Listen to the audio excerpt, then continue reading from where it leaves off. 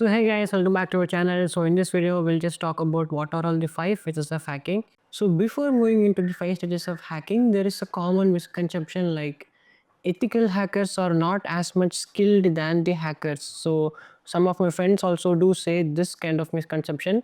Let me brief you about the difference between hackers and ethical hackers before starting the 5 phases of hacking. So hackers, the bad guys, black hat hackers. Ethical hackers, they are also called as white hat hackers. So the key similarity is these two hacker types will use the same tool, same technique, same protocol and procedure and whatsoever. So they are just the same, but the key difference is one is illegal and other is quite the opposite. One is doing things in a good motive and other is quite the opposite. So in brief, ethical hackers are the professional person. So it's like a job, it's like a consultant, it's like a penetration tester, it can be a security person. So it's a professional. So where ethical hackers are also called as white hat hackers, so there are good guys obviously.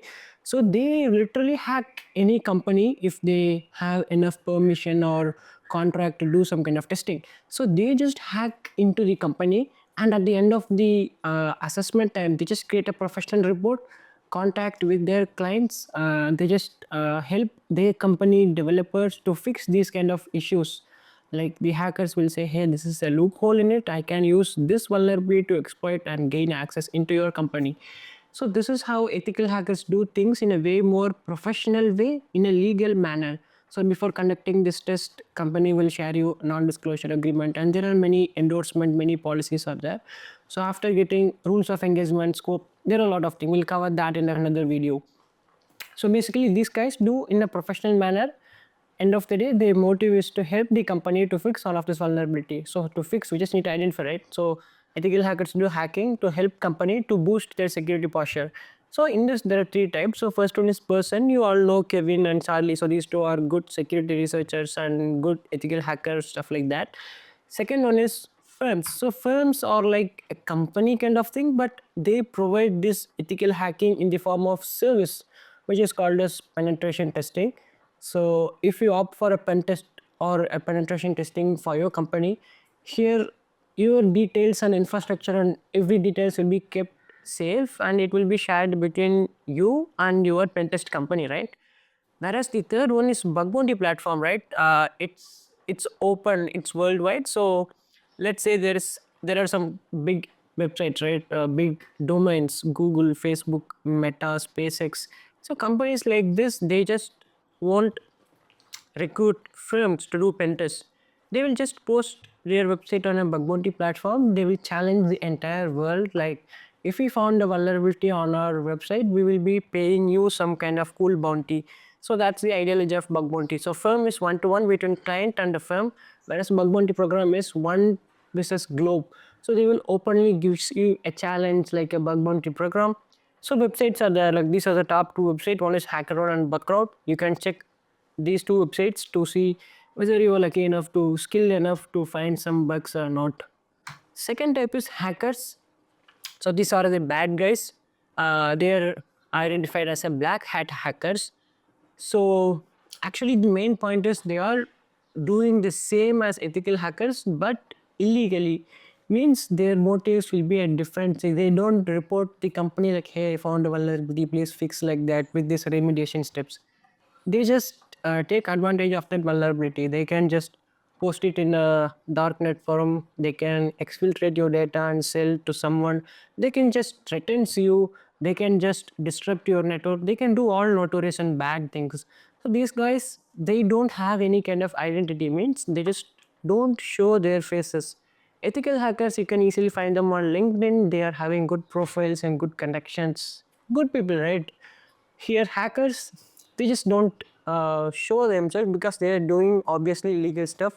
So actually there are some kind of groups, you can see anonymous, derp, logisec. So you can able to find this group, you can find the icon of the group, name of the group, but you cannot tell what are all, who are all the persons working under this group. We just don't know how many of them are there, how skilled they are. So each hacking groups have their own motives. Some may target government organizations, some may target political parties. This group DERP will just target the gaming websites, so stuff like that. every group has its own motives, but end of the day all of them are at a bad kind of thing. So they both are the same, but the difference is ethical hacker, white hat hackers, they just do things legally, so they are the good guys. So hackers, they are the black hat hackers, they just do things illegally. So they are doing illegally, so they just need to wear a mask because means they just need to maintain their anonymity. So yeah, that's the basic difference. So let's just talk about 5 stages of hacking. No matter how skilled you are, you just need to complete this 5 skill to able to successfully hack into your organization and to not caught to your company or government if you are doing that in a bad manner. So these are the basic 5 steps, starting from reconnaissance, scanning, gaining access, maintaining access, and clearing tracks. So let's talk about that. So starting with phase one, which is reconnaissance. So it's the first step. So reconnaissance is basically a military word. So back in the days, military people used to scout their enemy territory, right? So similarly, we are using the same terms in kind of cyber and hacking kind of things. So this is the first step. Actually, we just need to collect as much as possible information about our target. Let's say we are initially tasked with a website as our target, but initially we will be having one data entry point, right? If we do proper information gathering, we can find multiple domains, subdomains, their acquisition, stuff like that. So we will be getting a lot of details about this website. Also, we can get some interesting facts like when the website is created, where the website is hosted, who are the owners of this website, when will the domain expire, stuff like that. So the basic information about the target as an example. Actually, this reconnaissance is having two types in it, passive recon and active recon. Passive recon is seeing a person's skill, whereas active recon is directly going to a hand-to-hand combat with the person, engaging ourselves. So that's the key difference. In other words, passive recon is just scouting your enemy territory with a binocular, but you are safe in your home base.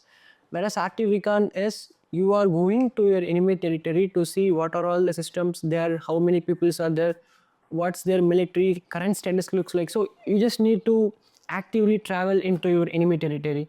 So that's the difference between passive and active. So examples in hacking is passive recon for a website. You can do whois record, domain name, IP address, and other public data. For example, your website, let's say it's a company, you can obviously find the company page in LinkedIn. You can see what are all the employees working there. So this is passive recon. You can do passive recon for any websites. It's not illegal. But if you do active reconnaissance without permission or consent, then it is illegal. You can charge against if you do so. So active recon as example, in passive recon, we get to know about the company and who are all the employees. For example, we let's say we just collected the emails, so till that it's a passive recon. Active recon means let's say we are just conducting a phishing campaign, sending phishing emails to every one of the employees. So that is example of active recon, so which is very illegal to do. Let's move to phase two, which is scanning. So scanning, so every time scanning is done only to, find the vulnerabilities, find the weakness, find the misconfiguration. Let's say you just get sick, just went to doctor, doctor will scan your body to diagnose things, right? So similarly in hacking, we just need to scan the complete target. We are having multiple tools. For example, we are having Nmap, Nessus, and OpenVAS. So the key point here is some tools are free, open source, some tools are paid version. So you can choose based on your convenience. So basically scanning is scanning the complete target to get what are all the version it is using, what are all the OS they're using, how big the target is, port scan, enumeration, stuff like that. So after this, we just need to move to the third phase, which is gaining access. So it's important point. So as a good example, you are see Virat Kohli is at the pitch. Bowlers will try to take his wicket as soon as possible. So his weakness is at the early wickets outside the off stump. So initial days, bowler will try to bowl each and every style of ball, and bowlers identified his weakness. He is prone to outside the off stump at the early wickets, right? So bowlers found the weakness and they just tried to exploit his weakness. So as a result, they can get his wicket. Similarly, in hacking, if you do the phase two scanning correctly, you can able to identify weakness. Here you just need to exploit. You just need to use that weakness to get you access in. As a result, you will get unauthorized access. So that is gaining access. Fourth step is maintaining access, which is very, very important.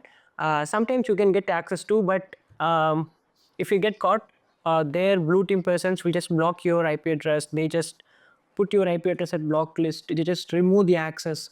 So to prevent this, we just need to maintain our long access to create a persistent session. So to do that, we can implement backdoors, we can use Trojans, stuff like that. So we just need to maintain access to a long period so that we can able to do post-exploitation stuff from here. Fifth and final stage is clearing tracks, which is very, very important. If you don't do this, you will get caught, or even if you do this ethically, you will put your organization in a bad place. Because let's say there is an example, you are walking in some kind of muddy ground, definitely there will be your footprints, right? Similarly, in the digital world, if you hack any company, any organization, and their server, every of your entry will be logged there, like your IP address, what are all the things you are doing, what are all the commands you are executing, whether you do any kind of exfiltration or not, what's the size of the file you exfiltrated, what's the path you try to access, stuff like that. So the complete details will be stored in a log file. So once if a company knows whether we hacked or not, or they just have a slightest doubt, they will call a special professionals called digital forensics team. So they will analyze the log for you and find the criminal. So either you are a hacker or ethical hacker, I just need you to clear the tracks. A good security person, after hacking a company or target, they will just go to the log files and clear his complete trace. So that's about the clearing tracks or clearing the log file so that we can be undetectable. So that is for today's video. So if you like the video, please do like and subscribe. Thank you.